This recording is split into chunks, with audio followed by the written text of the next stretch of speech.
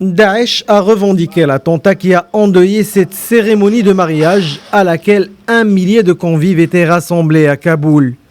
Un kamikaze s'y est fait exploser, faisant des dizaines de victimes et près de 200 blessés. Les témoins du carnage racontent la scène et on appelle aux autorités pour faire face à cette spirale de violence quotidienne dans le pays. Hommes et femmes étaient réunis ici dans ce mariage et d'une minute à l'autre, l'ambiance festive a viré au cauchemar, comme vous pouvez le constater. On veut que le gouvernement arrête d'être assoiffé de pouvoir et rien d'autre que le pouvoir et qu'il travaille humainement, main dans la main avec le peuple afghan afin de maintenir la paix dans le pays.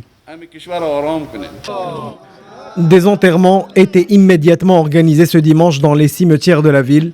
Cet attentat intervient en pleine campagne électorale qui est elle-même déjà endeuillée.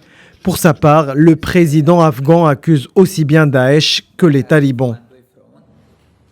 Le fait de cibler des salles de mariage, des écoles, des mosquées, des marchés et des lieux publics nous montre le degré d'atrocité de ce groupe terroriste qui tue des innocents. Les talibans sont responsables de cela car ils favorisent le terrain aux terroristes.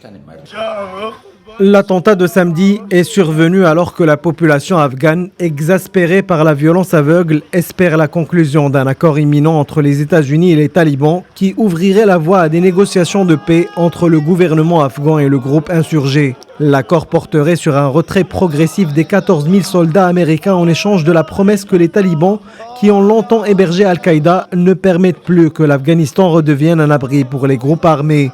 En 2018, plus de 3 800 civils ont été tués en Afghanistan, dont 900 enfants.